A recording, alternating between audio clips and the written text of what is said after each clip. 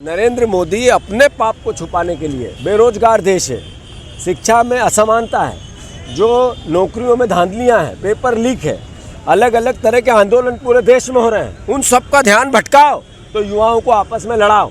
ये योजना नरेंद्र मोदी की। बात यह है कि देश के नागरिकों के वोटों को काटा जा रहा है, देशभक्त नागरिकों के वोटों को, देश के संविधान को तार तार किया जा रहा है। ये वोट की बात या किसी समाज की या किसी धर्म की बात नहीं है, किसी जाति की बात नहीं है, देश के नागरिक की बात है। उसमें जब हम यहाँ से भारत बाहर जाते हैं तो नेशनलिटी लिखी जाती है भारतीयता, राष्ट्रीयता लिखी जाती है भारतीयता।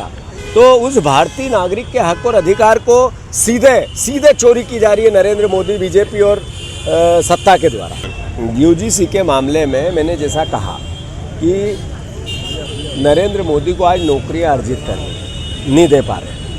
नरेंद्र मोदी ने देश का सबसे बड़ा बेरोजगार देश बना दिया, सबसे ज़्यादा शिक्षा का अलग अलग एक तरह से एक्सपेरिमेंट किए और दुनिया में सबसे ग्रसित, हमारी शिक्षा पे भरोसा नहीं रहा, इस तरह का माहौल बना दिया।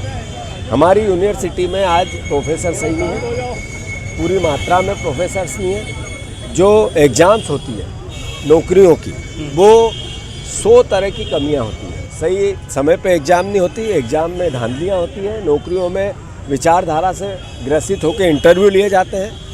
हर तरह का युवाओं के साथ अराजकता हो रही है। अब उस अराजकता की आवाज़ युवा उठाने लगे थे तो एक नया संगुफा देश के सामने छोड़ा गया। अगर सरकार नफरत भरेगी जाति पाति और धर्म में तो देश जाएगा कहाँ। नरेंद्र मोदी अपने पाप को छुपाने के लिए, बेरोजगार देश है, शिक्षा में असमानता है, जो नौकरियों में धांधलियां हैं, पेपर लीक है, अलग अलग तरह के आंदोलन पूरे देश में हो रहे हैं, उन सब का ध्यान भटकाओ तो युवाओं को आपस में लड़ाओ। ये योजना नरेंद्र मोदी की।